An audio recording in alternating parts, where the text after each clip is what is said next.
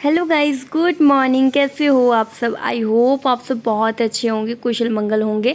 तो welcome to my channel Rani Sharma lifestyle. तो आज का ब्लॉग मेरा स्टार्ट हो चुका है और ये जो ब्लॉग है ये है 24 तारीख का। और 24 तारीख को मैं फटाफट उठ गई थी सुबह। तो ये जो है मंडे का ब्लॉग है और उठ के 4 बजे ही उठ गई थी। तो ये 4 बजे से ब्लॉग स्टार्ट किया है क्योंकि मुझे नींद नहीं आ रही थी। बट इतना मतलब 4 बजे से कोई मेरा ज़्यादा काम नहीं होता है, पर उठ गई थी, नींद नहीं आ रही थी, इसलिए थोड़ा सा घूमने लग गई। और फिर मैंने देखिए तो फिर मैं झाड़ू उड़ू लगाने लग गई और फिर थोड़ा बैठी, आराम की, थोड़ा घूमी फिरी।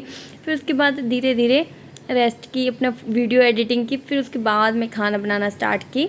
और मतलब थोड़ा रात टाइप का होता है, 4 बजे, दिन नहीं होता है प्रॉपर। इतनी रात होती है, आपको जैसे मैंने वीडियो दिखाया है, पूरा अंधेरा होता है, कोई भी नहीं उठा होता है। और ये देखिए मैं खाना बनाने जब आई तो आधा लाइट चली गई। और मैं सब्ज़ी बना रही थी, आलू परवल की भुजिया टाइप की बना रही थी, फ्राई करके।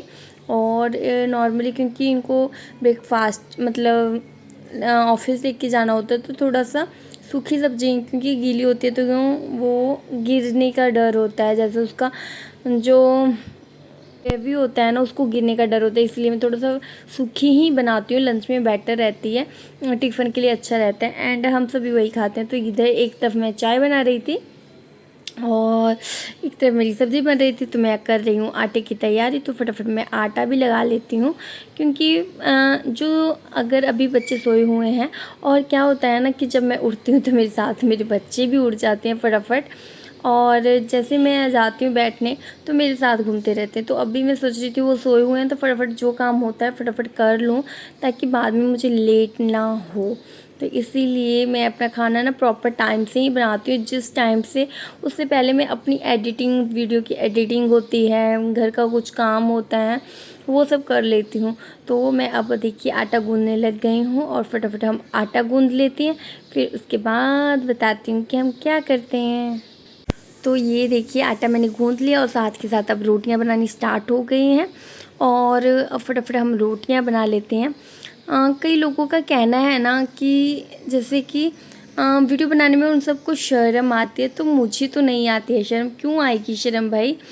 ये सब काम हम नॉर्मली अगर वीडियो नहीं भी बनाते हैं तो घर में हम काम करते ही हैं, सब काम करते हैं। तो इसमें शर्म क्या है? वीडियो बनाकर हम वही काम दिखा रहे हैं जो कि नॉर्मली दिखा सकते हैं, फालतू थोड़ी ना दिखाते हैं।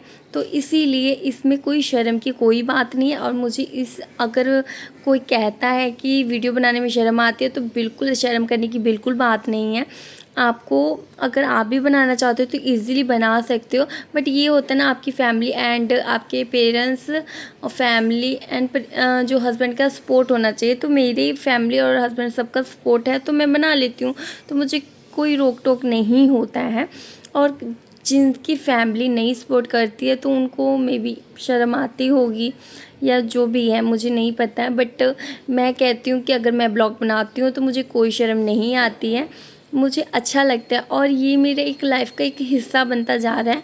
जब मैं ब्लॉग नहीं बनाती तो मेरा मन नहीं लगता है, बस यही रीज़न है। तो मुझे अच्छा लगता है, तो इसलिए अगर कोई भी क्योंकि मुझे ये क्वेश्चन आया था कि हमको शर्म आती है वीडियो बनाने में, तो मैंने कहा वीडियो बनाने में शर्म नहीं करनी चाहिए, बिल्कुल नहीं करनी चाहिए। क्यों? इंसान कुछ मतलब अपना होता है ना, कुछ हुनर होता है हर एक इंसान में, कुछ करने का, दिखाने का, तो वो आप दिखा सकते हो इजीली।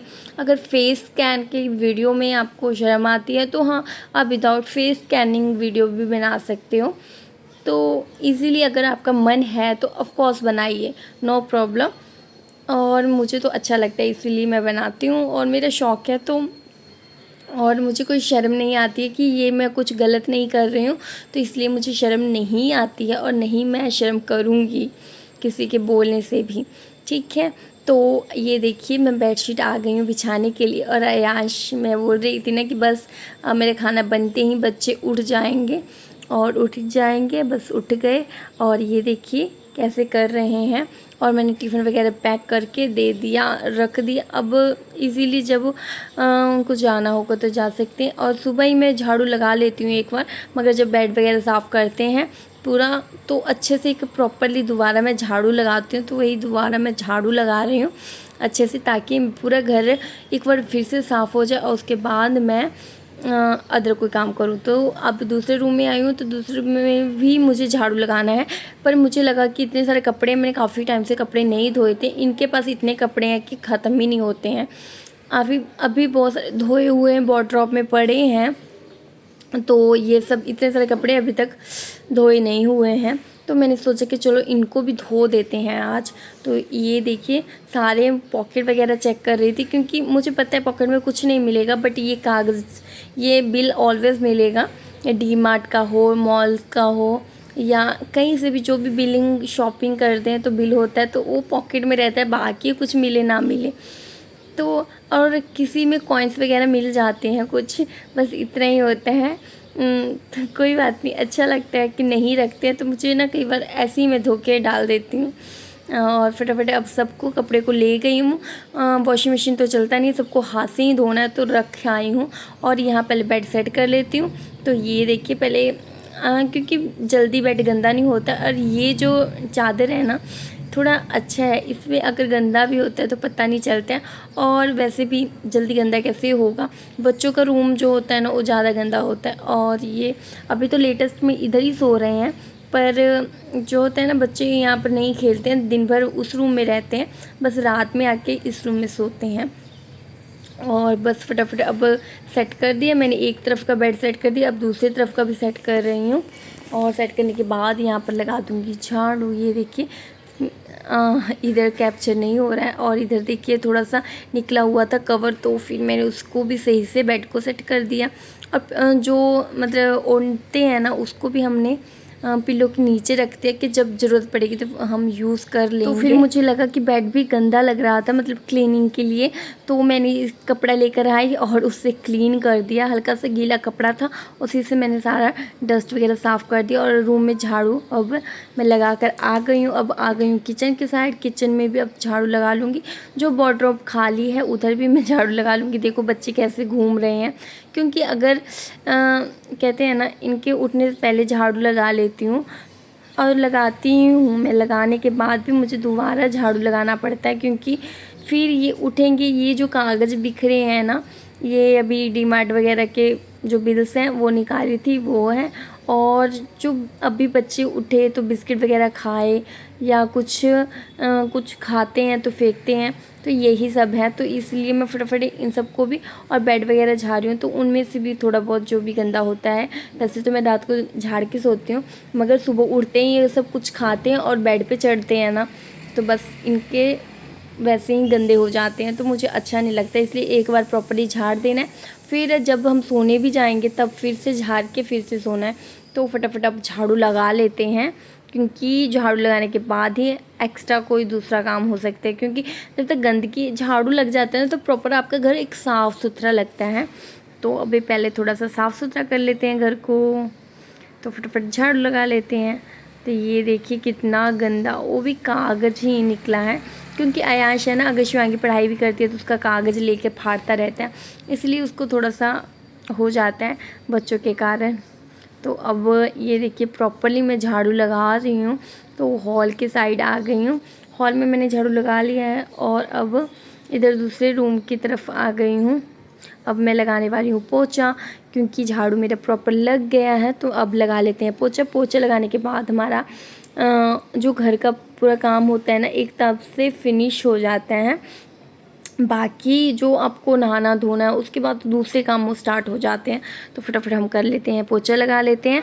और आपको ये वीडियो कैसी लगी आप कमेंट में ज़रूर बताइएगा। वीडियो थोड़ी सी भी हेल्पफुल हो, अच्छी लगी हो तो अपने दोस्तों के साथ ज़रूर शेयर कीजिएगा।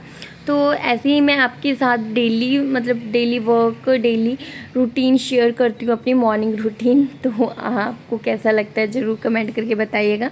तो मैंने पूरे घर में झाड़ू लगा दिया है, पोछा लगा दिया है, और इतने सारे कपड़े ले आई हूँ धोने के लिए।